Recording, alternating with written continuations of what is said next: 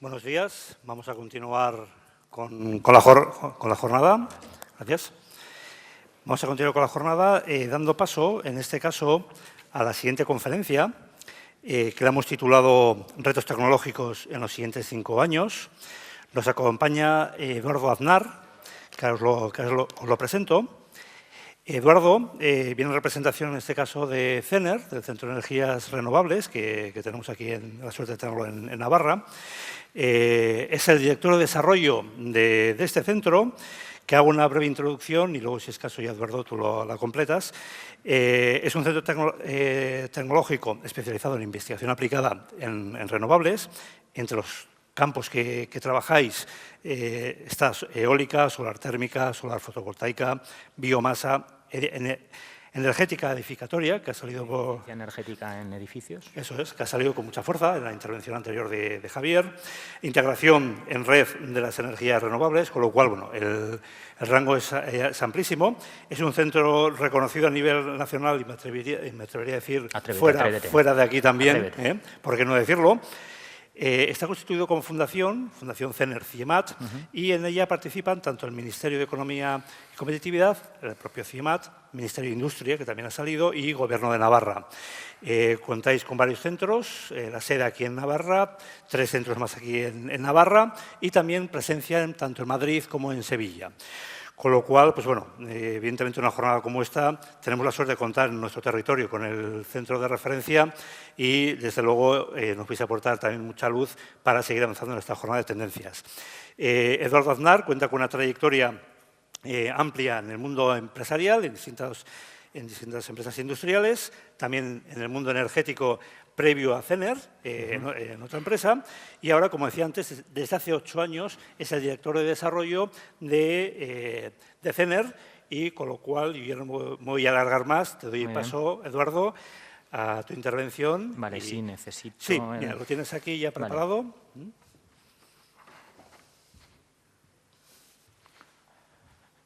Vale. Cambiamos la presentación. Cambiamos la presentación. Sí, porque esta no es mi presentación. No, esa no. Mi presentación es retos tecnológicos en los próximos 5 años. ¿Cómo se os queda el cuerpo? A mí, cuando me dijeron desde CEIN el hacer esta presentación, hombre, la verdad es que comentando también lo que ha dicho antes Roberto Yoldi, lo que voy a exponer aquí es un poquito una mezcla entre lo que vemos en el mercado y lo que nosotros pensamos que son los retos tecnológicos. O sea, aquí hay mucho grado de subjetividad. Cuando a mí me pidieron esto, hacer esta presentación, bueno, pues acudí a las bases de datos de última tecnología de CENER, es decir, a la bola de cristal, para ver pues qué es lo que nosotros pensamos que van a ser o por dónde van a ir las tecnologías, evidentemente en las áreas que nosotros tocamos. Voy a empezar área por área. En algunas de las tecnologías seré un poquito más específico y en otras un poco más generalista. Todo va a ser desde el ámbito macro, pero en algunos puntos tocaremos algún punto más específico, simplemente por la casuística o la idiosincrasia de la tecnología en cuestión. En eólica, simplemente una breve diapositiva para mostrar que hoy en día hay montado casi 370 gigavatios a nivel mundial. Esto es una potencia bastante importante, potencia nominal instalada. En onshore, que es la tecnología instalada en tierra, y en offshore apenas hay alrededor de 8 o 9 gigavatios instalados. El offshore es una tecnología totalmente incipiente y veremos que los retos tecnológicos de una y de otra están muy relacionados con la madurez de la tecnología. En onshore, como retos tecnológicos que nos encontramos, vemos que la tendencia ha sido hasta ahora y va a ser en el futuro la de diseñar generadores, modificar los aerogeneradores existentes para aprovechar el recurso un recurso de menor densidad energética. Esto lleva a torres cada vez más altas con palas, proporcionalmente hablando, más largas. Vemos aquí, por ejemplo, en la gráfica de la derecha, pues que a finales de los años 90 el aerogenerador estándar tenía un tamaño de aproximadamente 700 kilovatios, siempre inferior a 1 megavatio, y ahora la tecnología estándar que se está montando actualmente es superior a los 2,5 megavatios y generalmente ahora ya estandarizados suelen ser productos de 3,3 megavatios. Hay algún prototipo que está ya en terreno, como el de Gamesa, de 5 megavatios, pero todavía está destinado para nichos muy concretos y zonas muy concretas geográficas.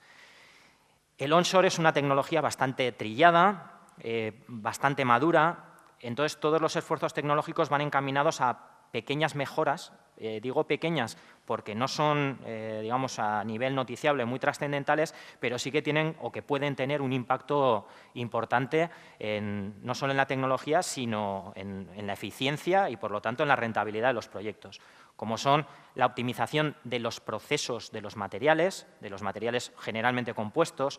Las partes metálicas, pues bueno, el metal es una industria que ya está muy trillada también, poco hay ahí que innovar, pero sin embargo en los materiales compuestos sí que cómo se utilizan esos materiales, la optimización de la utilización, es decir, con menos material obtener las mismas prestaciones mecánicas y demás, pues eso sí que está siendo algo importante. Y otra donde se está apostando, porque estamos viendo también en proyectos europeos, está en el control tanto de la orientación de las palas como de la orientación del rotor.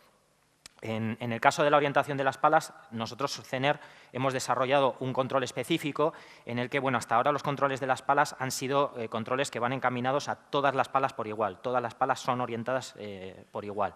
Nosotros hemos desarrollado un control en el que cada una de las palas se va orientando según la posición de rotación que lleva en cada momento.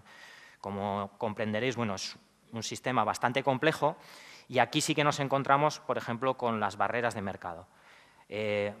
Nadie, aquí es la pescadilla que se muerde la cola. El riesgo tecnológico de implementación de algo así pues es alto. Si el control no es perfecto, pues el aerogenerador, te lo puedes cargar, porque puede ser que entre una pala en resonancia y se fastidie la pala y con ello destrozas el aerogenerador. Entonces, ante esa problemática, pues el mercado es muy reticente, pone una serie de barreras que, oye, a mí demuéstrame que esto funciona.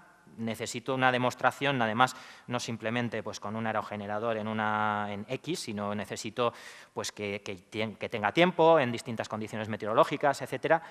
Y claro, al final, si tú no puedes probarlo, no lo metes al mercado, y si no lo metes al mercado, pues difícilmente también lo vas a poder probar. Con lo cual, por eso digo que a veces los retos tecnológicos se encuentran con barreras de mercado y hay veces que incluso siendo unas apuestas tecnológicas acertadas no siguen adelante simplemente porque el mercado tiene una serie de barreras. En la parte de offshore hay dos familias. Esto es una tecnología totalmente incipiente y tenemos dos familias, las que están asentadas en el lecho marino y las flotantes. En el lecho marino tenemos tres tecnologías actualmente que son las que más se están trabajando, que son las de monopilotes, trípode y jackets. Estas tecnologías son empleadas para distintas profundidades, de menos a más profundidad. La que más implementada está, lógicamente, simplemente pues, por proximidad a la costa, ha sido la de monopilote y ha sido la que más ha sido desarrollada. El hecho, ha sido tan desarrollada, no tanto, pero me refiero en comparación con las otras dos, que poco a poco, con el mismo coste, se pueden situar aerogeneradores a mayor profundidad. Esto está provocando que la tecnología de trípode, que está a mitad entre el jacket y el monopilote, pues parece como que pueda quedarse un poquito desplazado, porque al final están haciendo una especie de efecto sándwich, y este efecto sándwich también podrá terminar quizás con la tecnología del jacket por las plataformas flotantes. Al final, si las plataformas flotantes pueden acercarse un poco más a la costa y el monopilote que estaba muy cercano a la costa puede ir a mayor profundidad, todas las tecnologías intermedias pues al final pueden tender a desaparecer. En lo que respecta a, ¿cuál es el objetivo número uno hoy en día del offshore en lecho marino? Como va a ser también en la plataforma, la reducción de coste. El offshore tiene una ventaja.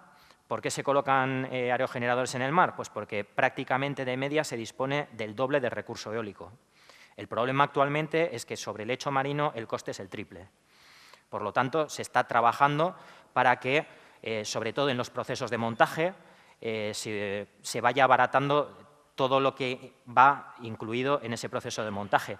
La utilización de buques, hay buques que son carísimos, para que os hagáis una idea, hay buques que puede costar alrededor de 400.000 euros al día de alquiler, con lo cual pues os podéis imaginar cuál puede ser el coste de montar pues, una instalación de aerogeneradores en el mar.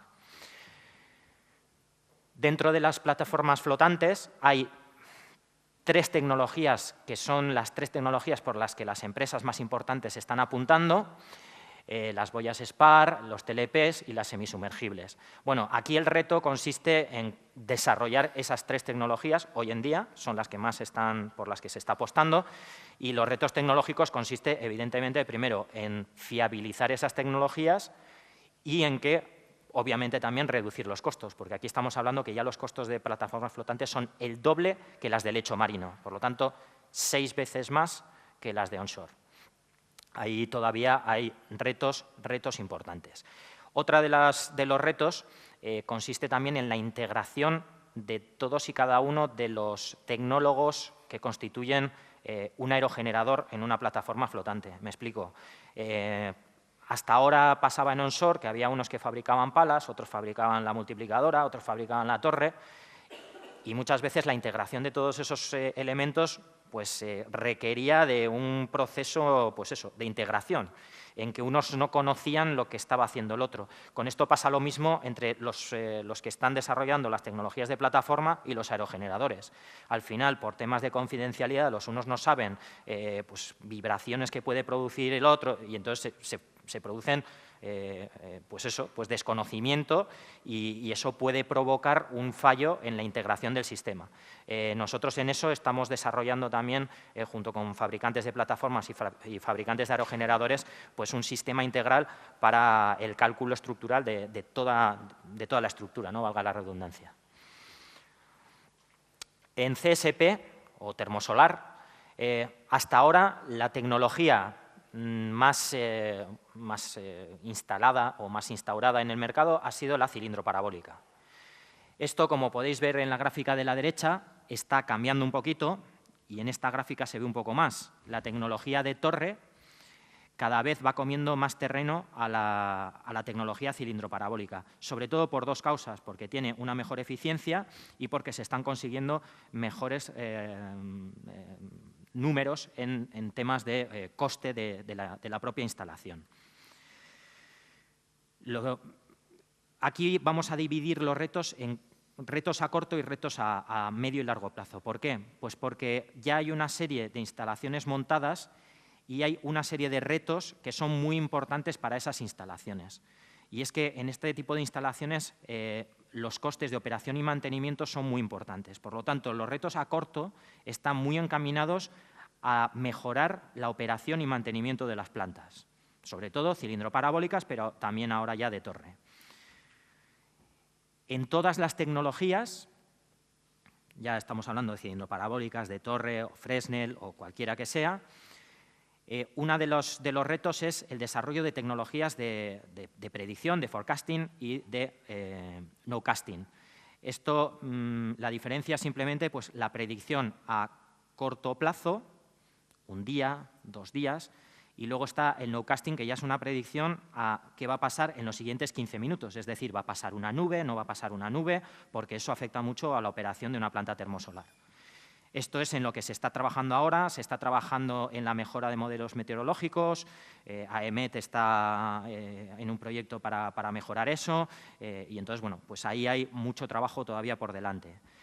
Luego también en elaborar metodologías para la predicción y análisis de degradaciones de las instalaciones termosolares. En este caso, por ejemplo, ahí aparece pues, una foto de un proyecto en el que estamos trabajando CENER, que es la detección de hidrógeno en los tubos de vacío de los cilindro parabólicos. Mediante esa detección podemos saber si se produce pérdida de vacío en los tubos y esa pérdida de vacío es algo indicativo de pérdida de rendimiento en la planta. Con lo cual, si nosotros tenemos ese dato, cuanto antes lo tengamos, el operador y mantenedor de la planta podrá tomar acciones inmediatas y no pues, esperar a que se rompa.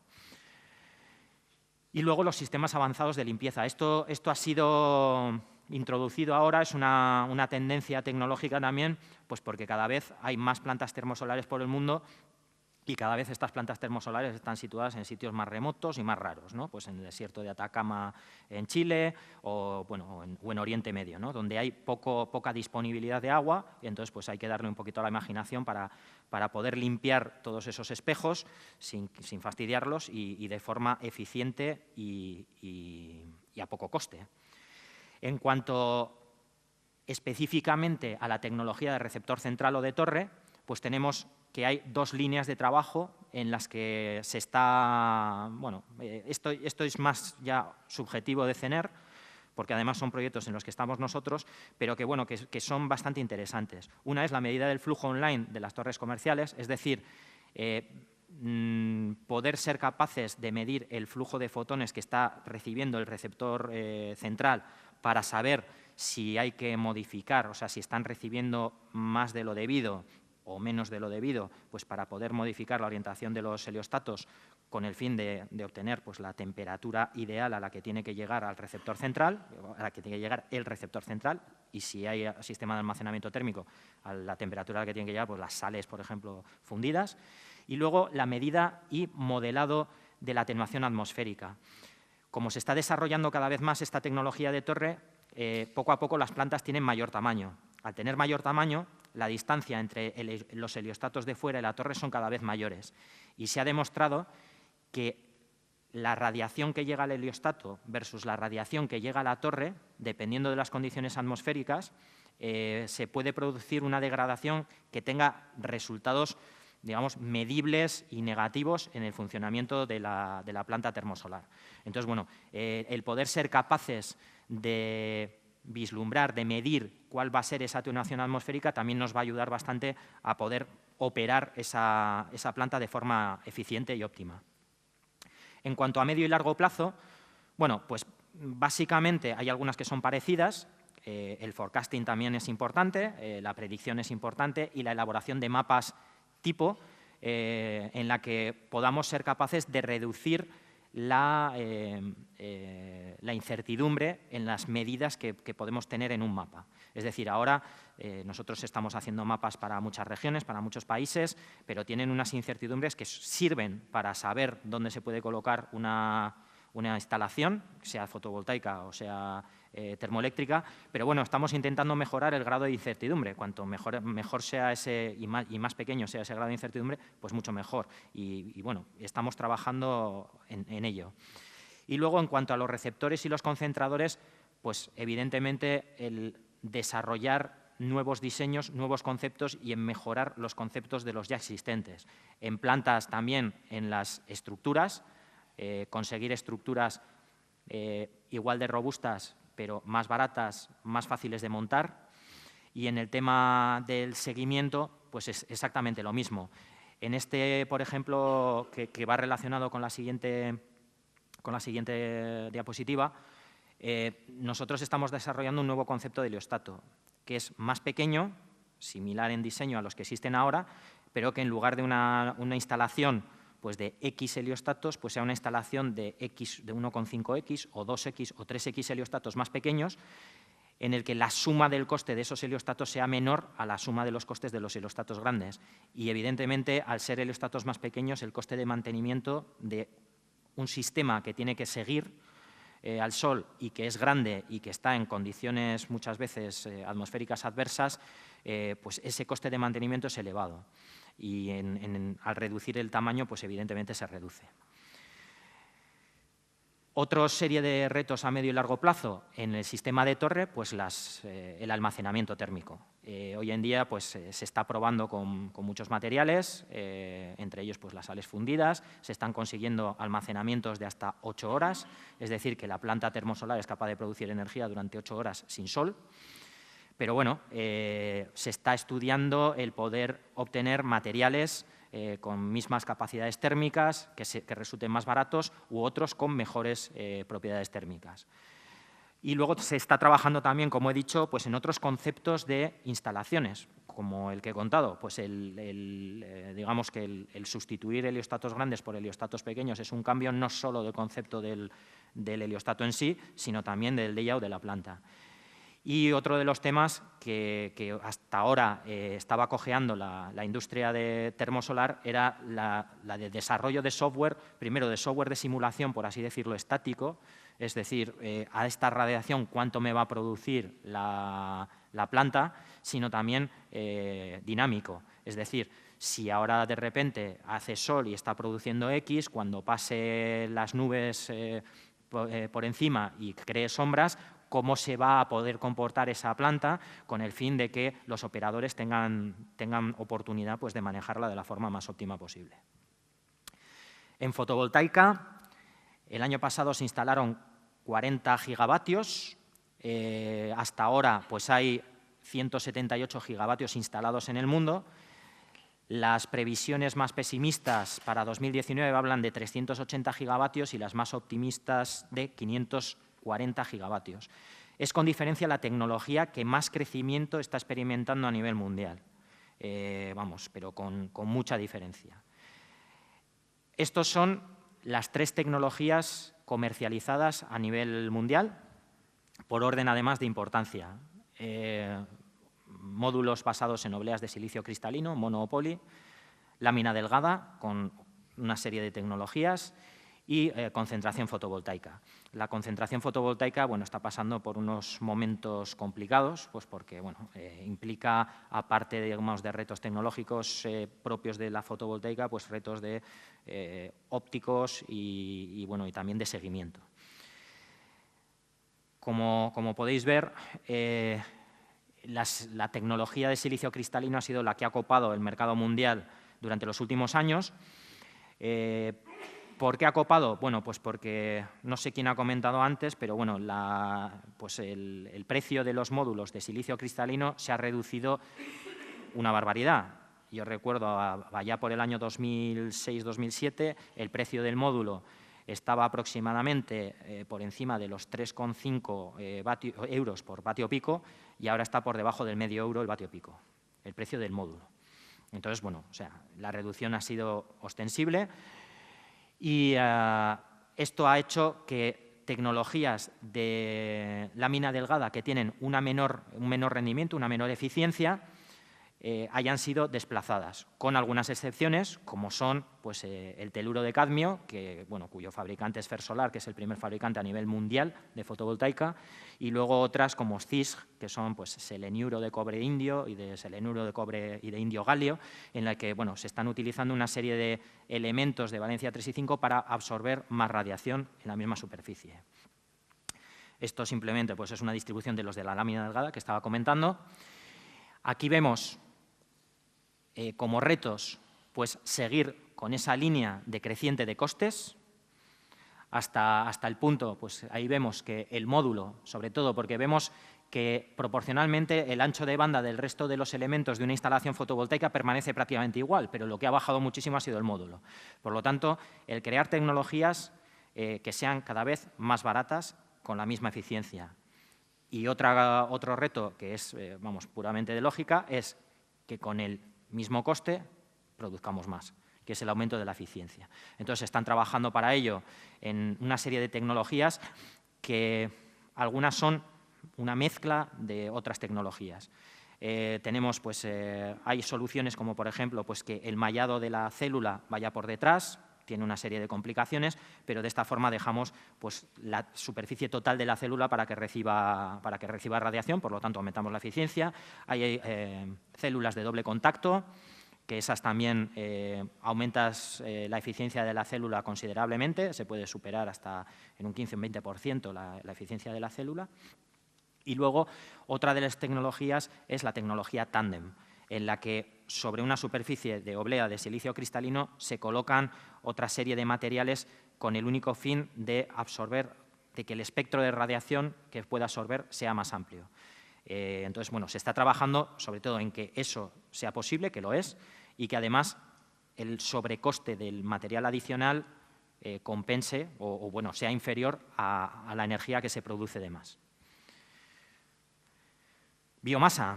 Bueno, aquí sí que voy a ser bastante más generalista. En el tema de la biomasa, que es amplio, tanto como se quiera, tanto en temas de productos de materia prima como productos finales, los objetivos fundamentales o hacia donde tienden los tecnólogos de hoy en día es al concepto de biorrefinería. Es decir, hasta ahora los tecnólogos se han preocupado de, con estas materias primas, yo produzco un material energético, que esto lo vemos aquí. Yo tengo una serie de materias primas y produzco una serie de productos energéticos, biodiesel, bioetanol, pellets, lo que se quiera. Ahora, lo que se está planteando y hacia dónde van los tecnólogos es, vale, pero hay una obtención de productos secundarios que incluso esos productos secundarios dejan de ser secundarios y son más importantes que el propio producto energético en sí. Y, por ejemplo, tengo un ejemplo claro. Hace unos meses estuvimos en México y estuvimos hablando con un tío que plantaba jartrofa, una especie de jartrofa que la había modificado de tal forma, primero, que no era tóxica y, segundo, que aparte del aceite que se producía de la semilla,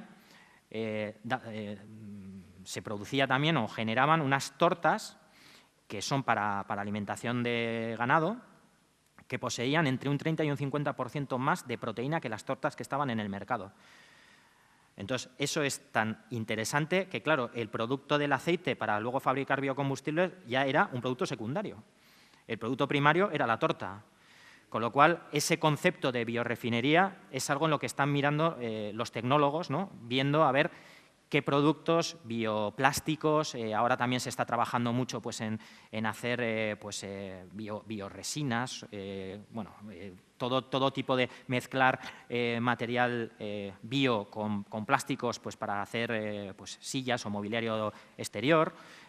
Entonces, todo ese tipo de cosas son las que ahora se están planteando estos tecnólogos que van más allá del puro objetivo energético. En arquitectura bioclimática, bueno, como ha comentado Javier, pues aquí yo destacaría dos líneas como retos.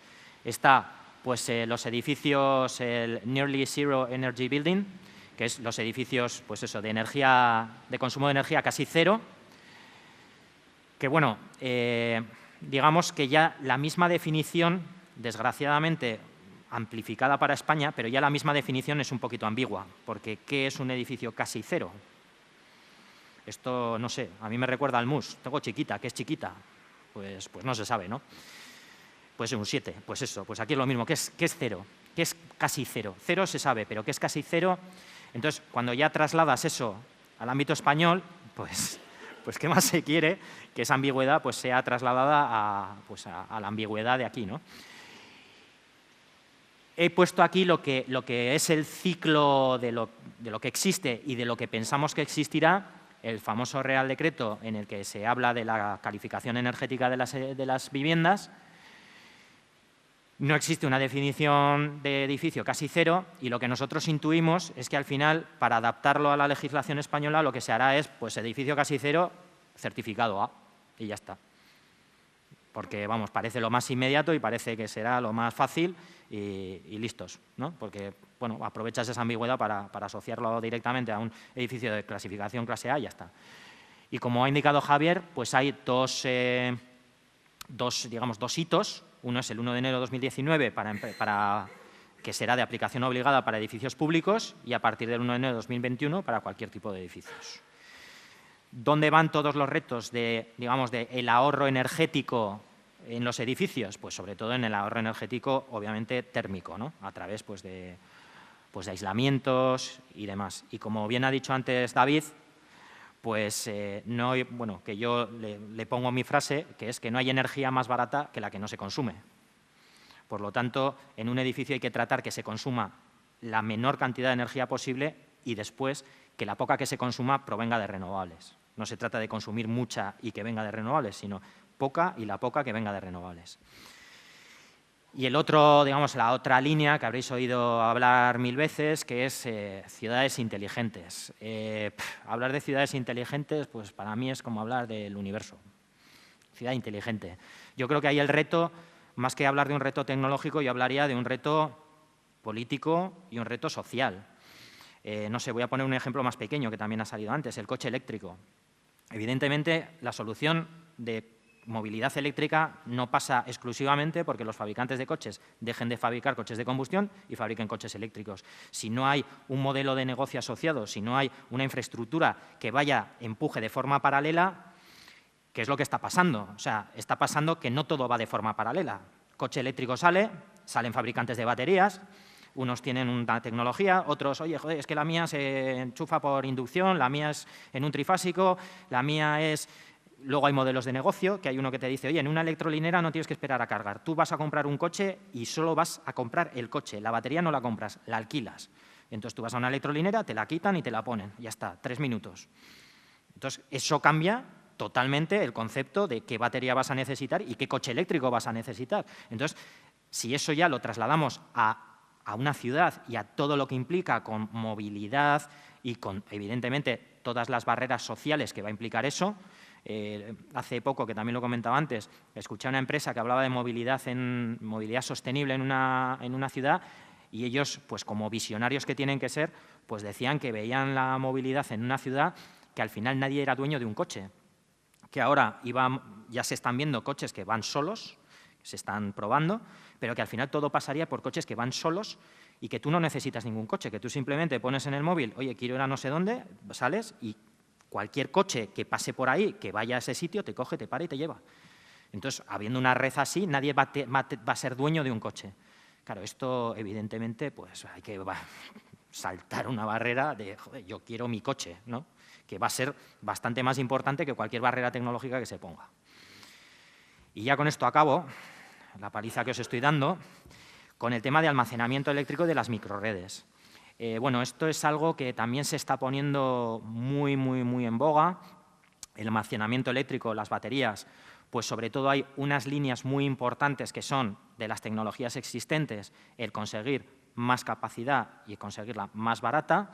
Se están desarrollando mucho también las baterías de flujo, que tienen una ventaja que es poder gestionar potencia y electricidad, energía, de forma independiente. No es como una batería de plomo ácido en la que tú tienes esa batería, tienes una potencia y una energía y si quieres más, pues añades más, pero tienes más potencia y más energía. De la otra forma, pues te permite un control distinto y más independiente. Hibridación de sistemas con supercondensadores, y sobre todo la mejora de la vida útil. Y esto está muy relacionado también con el diseño de las microrredes que viene al final. A nosotros, cuando nos dicen diseñar una microred, últimamente también se está mezclando la idea de microred con sistemas de generación híbrida, que no es lo mismo. Es decir, pues tú vas a un resort en una isla paradisíaca y el hotel lo que está queriendo es que básicamente le digas, oye, te quito parte de diésel y te pongo una instalación fotovoltaica. Ya está, eso requiere, pues básicamente, de ponerle una instalación fotovoltaica que le va a quitar diésel, un controlador y poco más. No le vas a optimizar. ¿Por qué? Porque tampoco le merece la pena que le hagas una cojo instalación que a él lo que básicamente quiere es, oye, reducir su costo. Si no es óptimo, pues tampoco pasa nada. En la definición de las microredes, cuando ya hay acumulación, ahí sí que hay una especie de diseño ad hoc de cada una de las instalaciones. ¿Por qué? Pues porque las tecnologías de baterías son unas tecnologías que depende muy mucho de la demanda, del uso de la demanda y de las cargas, porque la vida útil depende del número de cargas que va a tener, del número de descargas que va a tener, de cómo las va a tener y de en qué condiciones atmosféricas también las va a tener, con frío, con más calor. Entonces, todo eso va a influir mucho en la optimización de la tecnología a utilizar y de la vida útil. Entonces, bueno, eso requiere pues, de un estudio, digamos, un poquito más integral que propiamente solo el del hecho del fabricante de baterías.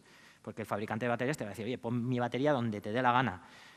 Vale, pero igual tu batería no es la óptima en determinadas circunstancias. Entonces, esa integración es también muy importante y es hacia donde van también los retos, que es el poder estandarizar, el que cada microred, digamos, una microred estudiada y bien diseñada, no sea exclusivamente hecha ad hoc, sino que haya instalaciones que sean un poquito más estándares y que lo que pierdes de optimización lo ganas con la ventaja de que ya es estándar y que ya por lo menos está diseñada lo suficientemente bien.